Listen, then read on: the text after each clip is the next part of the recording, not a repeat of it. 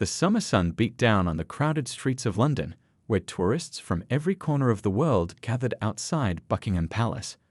The iconic building stood proud against the clear blue sky, its golden gates gleaming in the morning light. Among the sea of eager faces and clicking cameras stood James Thompson, a member of the Queen's Guard, as still as the statues that adorned the palace walls. At just 28 years old, Thompson had already served 5 distinguished years in this prestigious position. His journey hadn't been easy. Growing up in a modest neighborhood in South London, he'd worked twice as hard to earn his place among the elite guards. His grandmother had always told him, "Stand tall, work hard, and let your actions speak louder than words." Those words echoed in his mind every time he put on his ceremonial red uniform and tall bearskin hat. That particular Thursday morning felt different somehow. Maybe it was the unusual heat that had everyone a bit on edge, or perhaps it was the larger-than-normal crowd pushing against the metal barriers. Thompson could hear snippets of different languages floating through the air, excited Japanese tourists comparing photos, Italian families arguing about the best spots for pictures, American visitors loudly debating whether the guards were actually allowed to move. Despite the sweat trickling down his back under the heavy uniform, Thompson maintained his legendary stillness. His eyes stayed fixed forward, scanning the crowd as he'd been trained to do. He'd learned to read the mood of tourists over the years. Most were respectful, some were silly, taking photos and trying to make him smile, and occasionally there were those who tried to test the limits of his patience. A group of schoolchildren pressed their faces against the barriers, pointing and whispering. One small boy caught Thompson's attention as he tugged on his mother's sleeve, asking in awe, "How does he stand so still?" Thompson felt a familiar warmth in his chest. Moments like these reminded him why he loved his job, despite its challenges. He was part of something bigger than himself, representing centuries of tradition and discipline. The morning crowd continued to grow, and Thompson could sense the energy shifting.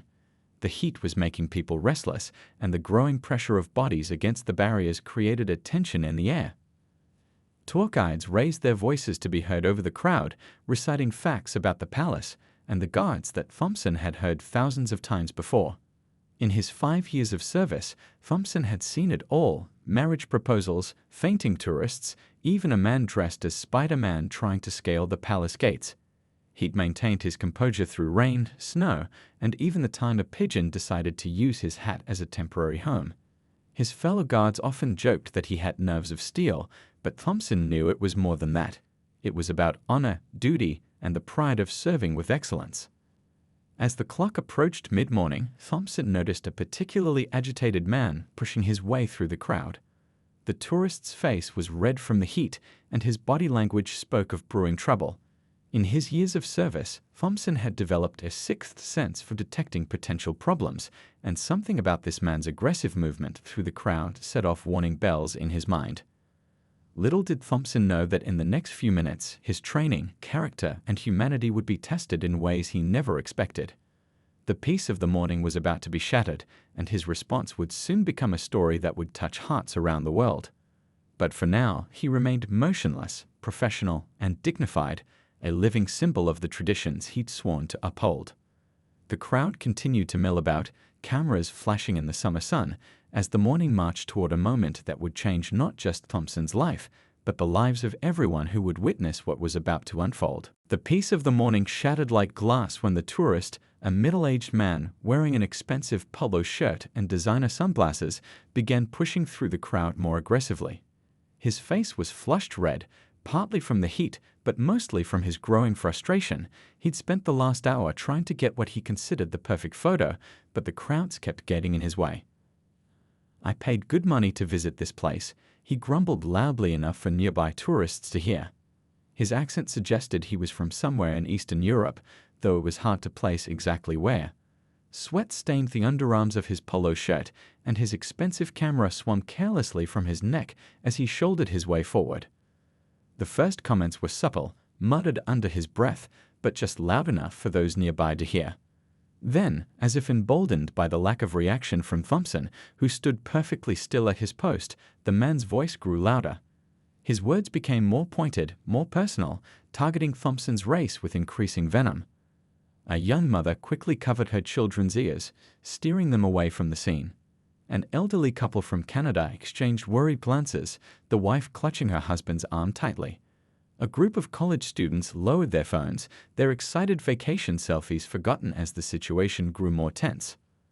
"Look at him standing there, thinking he's so special," the tourist sneered, his voice dripping with disdain. He raised his camera, taking aggressive close-up photos of Thompson's face. The flash went off repeatedly, but Thompson didn't flinch. His eyes remained forward, his posture perfect, every inch the professional he trained to be.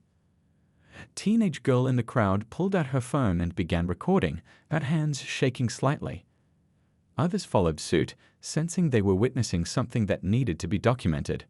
The air grew thick with tension, like the moments before a summer storm breaks.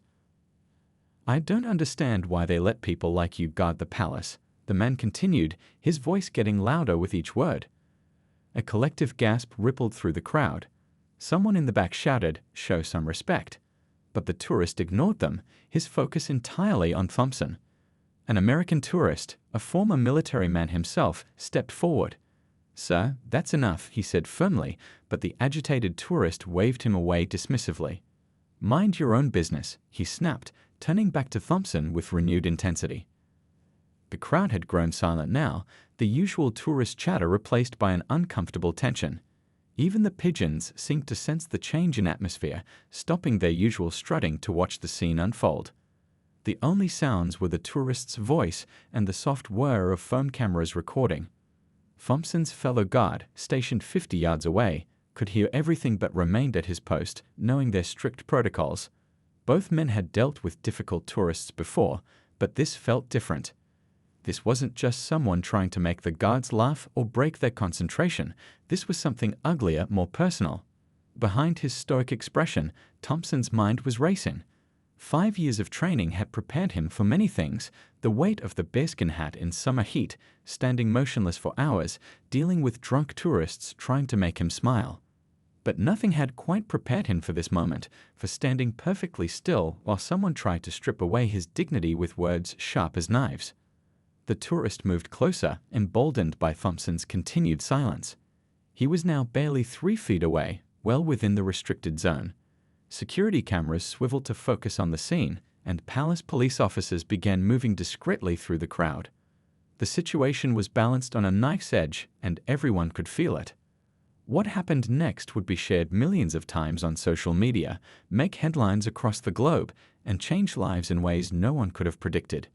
But for now, Thompson stood firm, his face a mask of professional calm, even as the tourist raised his hand, about to cross a line that couldn't be uncrossed. The summer air seemed to crackle with electricity as the tourist took another step closer to Thompson. By now, a circle had formed around them, with onlookers drawn to the scene like moths to a flame. Phones were held high in the air, their screens reflecting the morning sun like dozens of tiny mirrors. A young boy, no more than 7 years old, tugged at his mother's sleeve. "Why is that man being so mean?" he asked in a loud whisper that carried across the suddenly quiet crowd. His mother tried to pull him away, but the boy's innocent question hung in the air, making several adults shift uncomfortably. The tourist, hearing the child's words, only seemed to grow more aggressive. He began pacing back and forth in front of Thompson, like a tiger in a cage, his expensive shoes scuffing against the pavement. His camera, probably worth thousands of pounds, swung wildly from his neck, forgotten in his growing agitation. "What's wrong? Can't you speak?" he taunted, moving even closer. "Or are you just too scared?" His words carried the bitter smell of coffee and frustration. 2 teenage girls near the front of the crowd looked at each other with tears in their eyes, one of them mouthing, "Should we do something?" A woman in a business suit, clearly on her way to work, had stopped to watch. She pulled out her phone and appeared to be dialing security, her fingers trembling slightly as she typed. Nearby, an elderly man who'd been selling newspapers for decades outside the palace shook his head sadly, saying to no one in particular, "Never seen anything like this in all my years here." The tourist's face had grown even redder, either from the heat or his own anger, probably both. Sweat trickled down his temples, but he seemed oblivious to it. His expensive polo shirt was now completely soaked under the arms, and his designer sunglasses had slipped down his nose, revealing bloodshot eyes. "You think that uniform makes you special?" He spat out the words. "You think standing here makes you better than me?" His accent grew thicker with each word, his composure crumbling like a sandcastle at high tide. Some tourists had begun to back away, sensing that the situation was spiraling out of control. A group of pigeons that usually begged for crumbs from tourists took flight, startled by the man's rising voice. Their wings made a soft fluttering sound that momentarily drew Thompson's attention, though his eyes never moved. He'd always liked those pigeons. They'd been his only company during many early morning shifts. Two American tourists, both wearing matching "I Love London" t-shirts, started filming with their iPads held high above their heads. "This is going straight to TikTok," one whispered to the other. "People need to see this." Their hands were shaking so much that the footage would later come out blurry, but the audio would be crystal clear.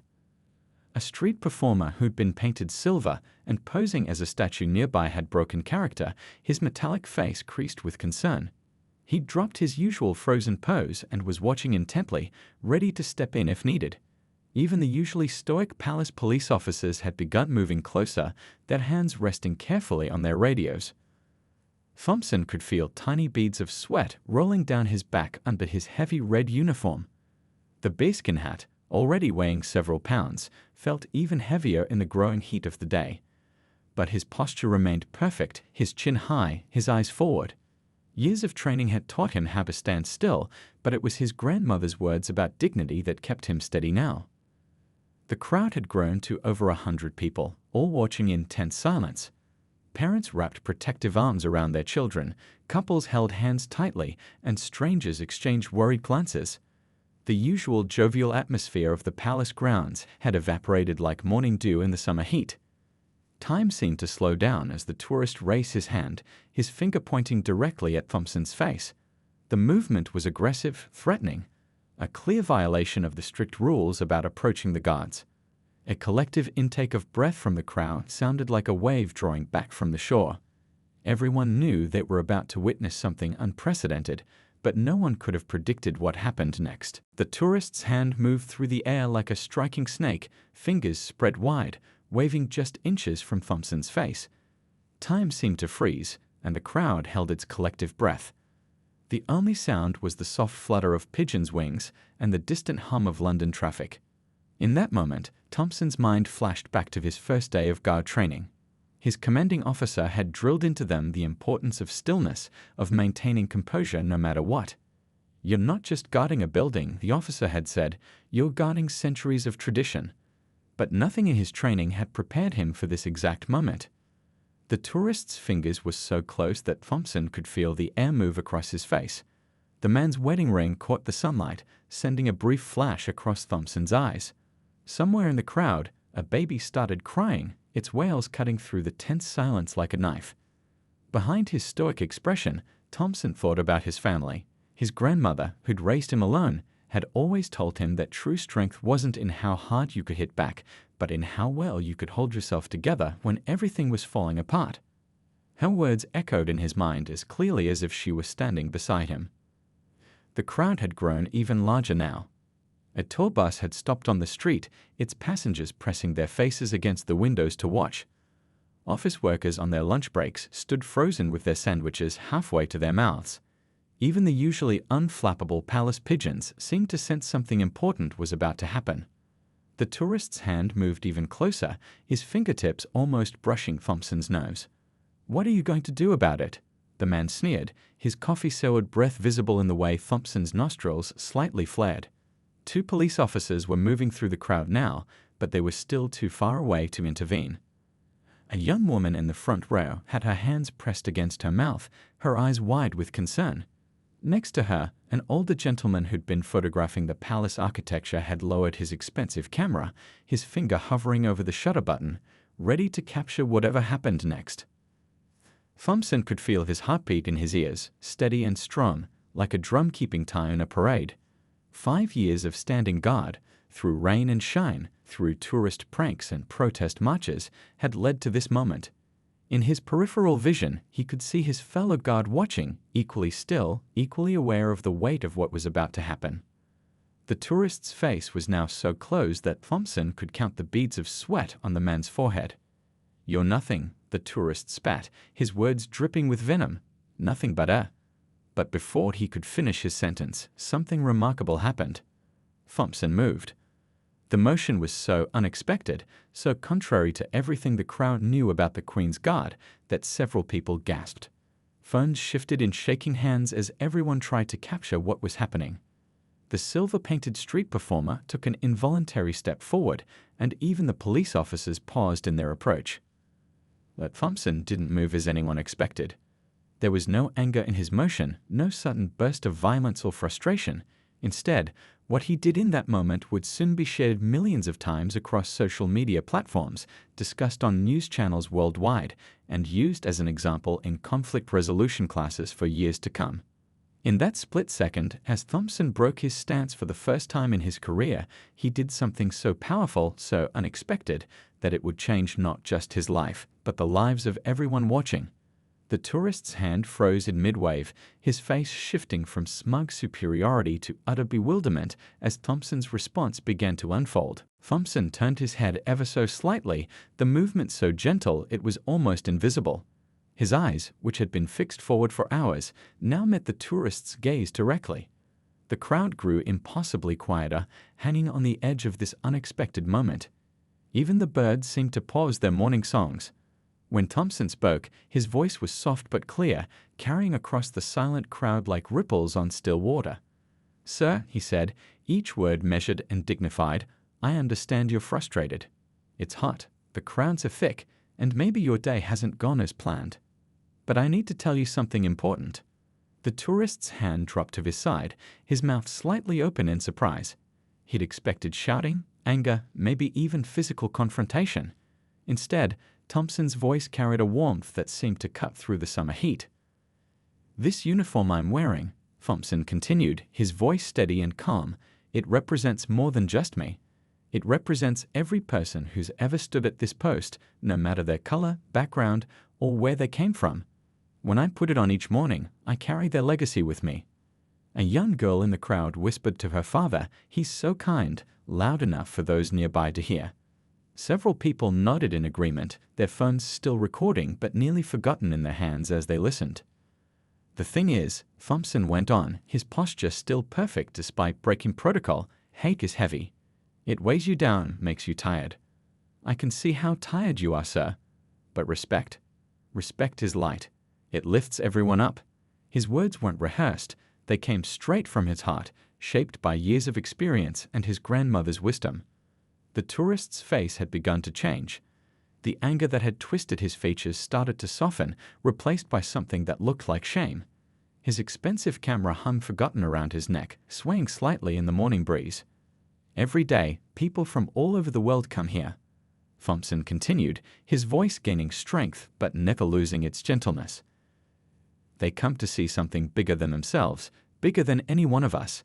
They come to see what happens when people work together, respect each other, and stand united despite their differences." An elderly woman in the crowd was openly crying now, dabbing at her eyes with a handkerchief. A group of schoolchildren who had been on a field trip stood perfectly still, their usual fidgeting forgotten as they watched history unfold. "So, I'm going to make you an offer," Thompson said, his words clear in the hushed morning air. "I'm going to go back to my post now. And I'd like to invite you to stay, to watch the changing of the guard, to be part of something special. But this time, try to watch with respect in your heart. You might be surprised by how differently you feel." As Thompson finished speaking, a soft breeze rustled through the trees lining the palace grounds, as if nature itself was responding to his words. The silence that followed was different from the tense quiet of before. It was a silence full of thought, of reflection, of change. The tourist stood frozen, his face a complex mix of emotions. The anger had completely drained away, replaced by something that looked like understanding. His shoulders, which had been tight with rage, slowly dropped and his hands unclenched at his sides. Time seemed to stand still as Thompson's words hung in the air. Everyone who witnessed this moment knew they were seeing something extraordinary, not just a guard responding to harassment, but a man choosing to meet hatred with understanding, anger with dignity, and prejudice with wisdom. The silence lasted only a moment before the crowd erupted in applause. It started with a single person clapping, a small boy who had been watching with wide eyes, and spread like wildfire through the gathered tourists. The sound echoed off the palace walls, bringing even more onlookers to the scene. The tourist stood motionless, his face flushed not with anger now, but with shame. His expensive camera hung forgotten around his neck as tears welled up in his eyes. Slowly, he reached up and removed his designer sunglasses, revealing a face transformed by regret. I'm sorry," he stammered, his voice barely above a whisper. The words seemed to cost him greatly, but they came out genuine and raw. "I don't know what got into me. I've never," he trailed off, unable to finish his sentence. A woman in the crowd was openly weeping, mascara running down her cheeks. "That's how you handle hate," she said to no one in particular, her voice thick with emotion. "That's how you change hearts." Others around her nodded in agreement, many wiping tears from their own eyes. The young boy who had started the applause tugged at his mother's sleeve again. "Mum," he said loud enough for everyone to hear, "I want to be just like him when I grow up." His mother hugged him close, her own eyes glistening with tears. Phones were still recording, but now they captured something beautiful instead of ugly, the moment when hatred dissolved in the face of dignity and wisdom. Social media would later explode with the video, accompanied by hashtags like #ChooseLove and #DignityWins. An older gentleman who had been watching the entire scene unfold stepped forward. He was wearing a veteran's pin on his jacket, and his eyes held deep respect as he looked at Thompson. "In all my years," he said, his voice carrying across the now quiet crowd, "I've never seen such courage. Not all battles are fought with weapons, son." The palace pigeons had returned, strutting near Thompson's feet as if nothing unusual had happened. Their normalcy somehow made the moment even more powerful. Life goes on, but it can go on differently, better than before. A group of students on a school trip stood transfixed, their phones lowered, actually watching instead of recording. Their teacher whispered something about a lesson you can't learn from books, and several of them nodded solemnly. The tourist took a deep, shaky breath. His hands trembled as he reached for his camera, but instead of taking another photo, he carefully tucked it into its case. "My grandfather," he said suddenly, his voice cracking, "he always told me to judge people by their actions, not their appearance." I forgot his words. "Today, your actions showed me who I've become and who I want to be instead." Two police officers who had been moving through the crowd stopped their advance, recognizing that the situation had been handled in the best possible way. One of them was seen wiping his eyes quickly, trying to maintain his professional composure. A street vendor selling ice cream nearby had stopped his usual calls of "get your ice cream" and stood watching, his cart temporarily forgotten. Later, he would tell his wife that in 30 years of working these streets, he'd never seen anything quite like it. The crowd's reaction continued to spread outward like ripples in a pond. Tourists who hadn't seen what happened were showing each other videos on their phones, the story spreading in real time. People who had been rushing past slowed down, drawn into the powerful moment of transformation they were witnessing. By sunset that day, the video had already gone viral. People around the world watched as Thompson's words of wisdom transformed a moment of hate into one of understanding. News channels picked up the story, social media exploded with reactions, and the clip became something rare in today's world, a moment of genuine change caught on camera. In his small London apartment that evening, Thompson sat with his grandmother, watching as their phone buzzed constantly with messages and calls. "You did good, boy," she said softly, patting his hand. "You remembered what really matters." Her eyes shone with pride as they watched the story spread across the evening news. The tourist, it turned out, couldn't stay quiet about his experience. He posted a long, heartfelt message online that quickly went viral alongside the original video. "Today, I was the worst version of myself," he wrote. "But because of one man's incredible response, I found a better version of who I could be." Letters began pouring into Buckingham Palace. Children sent drawings of Thompson in his guard uniform, often depicting him with a superhero cape added to his traditional attire. "My son hasn't stopped talking about what happened," one mother wrote. "He says he wants to be brave like the guard who fought hate with kindness."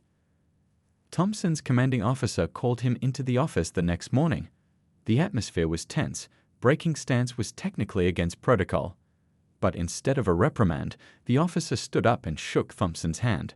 Sometimes, the officer said, his voice gruff with emotion, protecting what we stand for means more than standing still. A week later, a local primary school invited Thompson to speak to their students. He arrived in his regular clothes, but the children recognized him immediately. "How did you stay so calm?" one little girl asked. Thompson smiled and shared his grandmother's wisdom about true strength. The teachers later reported that playground conflicts decreased dramatically after his visit. The tourist didn't disappear from the story. Instead, he began working with anti-racism organizations, sharing his experience of how one moment of grace changed his entire worldview. "I came to London as a tourist," he would tell audiences, "but I left as a student of humanity." Social media platforms were flooded with similar stories from people who had watched the video.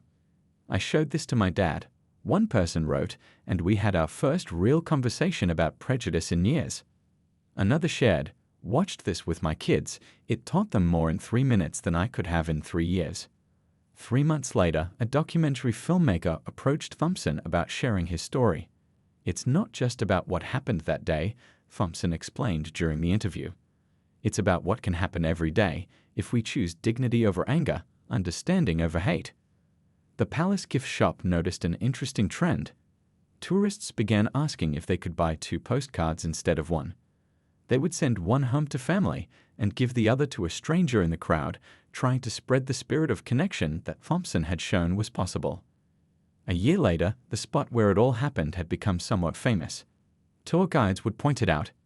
And this is where a Queen's Guard showed that the strongest weapon against hate is unexpected kindness.